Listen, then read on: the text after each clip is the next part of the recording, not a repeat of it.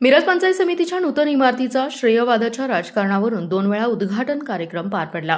काल आमदार जयंत पाटील आणि खासदार विशाल पाटील यांच्या प्रमुख उपस्थितीत, तर आज भाजपचे मंत्री जयकुमार गोरे, आमदार सुरेश खाडे, आमदार सदाभाऊ खोत यांच्या उपस्थितीत मिरज पंचायत समितीच्या नूतन इमारतीचा उद्घाटन कार्यक्रम पार पडलाय. श्रेयवादाच्या राजकारणातून आणि मान अपमानांवरून मिरज पंचायत समितीत असलेल्या सत्ताधारी गट यांच्याकडून आणि मिरजेचे आमदार यांच्या गटाकडून असे वेगवेगळे 2 उद्घाटन कार्यक्रम पार पडले. यावेळी सदाभाऊ खोत यांनी विरोधकांवर सडकून टीका केली. ते म्हणाले, सभागृहाला नाव धर्मवीर छत्रपती संभाजी महाराज असं देण्यात आलंय. पहिल्यांदाच मिरज पंचायत समितीला दिले गेले पैसे सरकारचे आणि नाव बापदादांचं दिलं जात होतं. आम्ही कामं आणतो गड्यांनो, तुम्ही नारळ फोडा असा घणाघात जयंत पाटलांचं नाव न घेता केलाय. नारळ फोडला, त्यांच्याकडे अगोदर ग्रामविकास मंत्रीपद होतं, ते का पायाभरणी करू शकले नाहीत? पारंपरिक राजकारण म्हणजे आमच्या बापाची जहागीरदारी असं वाटायचं, पण देवाभाऊंनी ते मोडून गाव गड्याचं राजकारण केलं. तुम्ही मंत्री असताना 20 वर्ष काय केलं? सांगली इस्लामपूर रस्ता कसा होता? 20 वर्षात हा रस्ता करता आला नाही आणि ते मिसिंग लिंकवर बोलत असल्याची टीकाही त्यांनी केली. दरम्यान नाव विशाल असून चालत नाही, मन विशाल असावं लागतं असा टोलाही खासदार विशाल पाटलांना त्यांनी बोलताना लगावलाय. काँक्रीटला एवढा निधी दिला, एक गाव खाली ठेवलं नाही.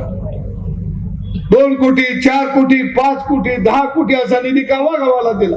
पाण्यासाठी आपण दुष्काळ भागाला म्हैसाळचं पाणी मिळालं पाहिजे, काम केलं. अरे ह्या माणसानं काम केलं म्हणून खऱ्या अर्थानं भाऊ जत मध्ये निवडून आले आणि मिरजेमध्ये सुद्धा निवडून येत आहेत. हा कामाचा पुरावा आहे.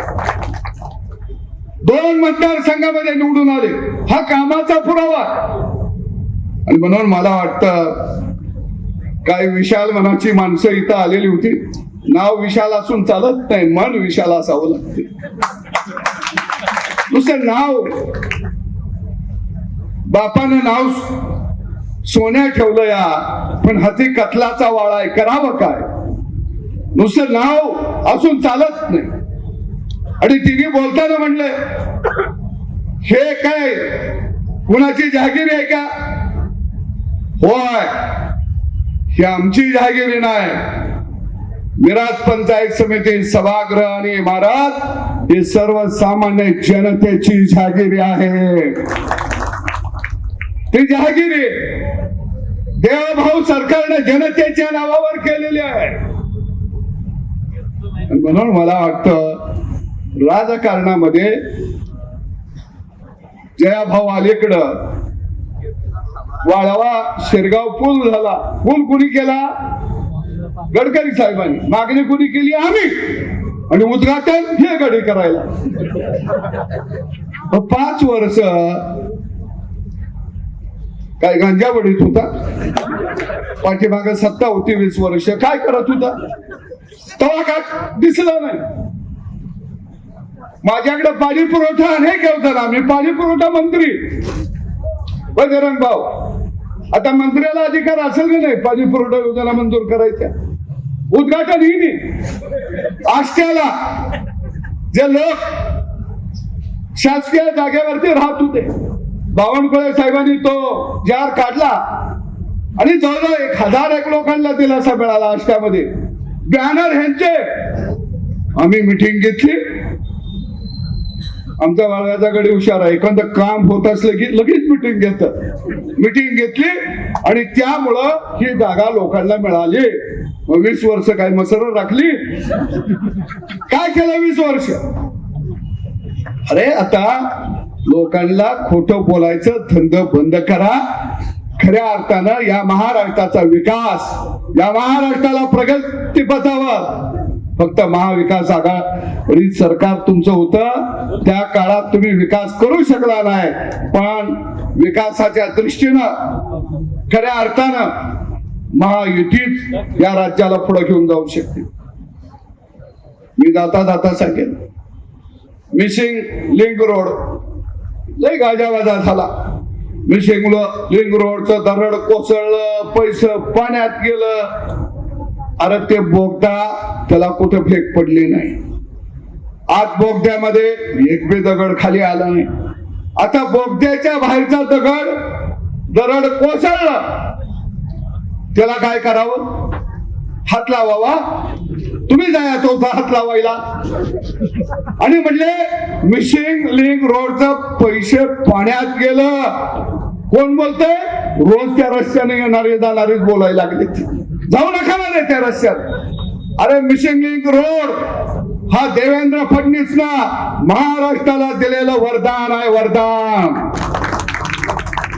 पण ते देवेंद्र फडणवीस बांधलं, आम्हाला का जमलं नाही याचं आत्मचिंतन करा. मिशिंग लिंक रोडला बजरंग बोलायला निघाली. पेठ सांगलीचा रस्ता कसा होता हो? एवढा वाईट भाव पेठ सांगली रोड होता. पुण्याला आम्ही 2 तासात पोहोचायचं, पण इस्लामपूरला तेवढाच वेळ लागायचा. 20 वर्षात ज्याला पेठ सांगली रस्ता करता आला नाही ते म्हणे मिशिंग लिंकचं पैसे पाण्यात गेलं. काय गडी आहे. अरे गडकरी साहेबांनी 861 कोटी रुपये हे मिराज आपल्या सांगली पेठ नाका या रोडला दिलं. 861 कोटी. आता गाडी रोज ठेवून आणते ती म्हणाला ह्या मिस केला. ते किती दिवस. आणि म्हणून निश्चितपणानं या जिल्ह्याचा भाव आम्ही सगळी मंडळी आहेत, तुमचं लक्ष आहे, तुम्ही ताकद द्या. आम्ही यांचं वाढ नुसतं शिल्लक नाही. एक दिवस आम्ही राहिलं बिलं माती असली तर फुकायला जातो, पण याला सोडत नाही आम्ही. काही चिंता करू नका. आणि निश्चितपणानं परत एकदा या ठिकाणी या इमारतीच्या निमित्तानं हा कार्यक्रम आपण आयोजित केला. सगळे कॉन्ट्रॅक्टदार असतील, बीडीओ असतील, सगळे अधिकारी या सगळ्यांना धन्यवाद देतो. आणि एक चांगली इमारत या ठिकाणी उभा राहिली. भाऊ पहिल्यांदा तुम्हाला डबल उद्घाटन पहिल्यांदाच झालं असं. हे भाऊ आमच्या नशिबाला रोज आहे. ह्यांच्या नशिबाला एकदा आलं या. लक्षात आलं का? म्हणून भाऊ मी सांगतो त्या बाळाला जवळ घेऊ नका.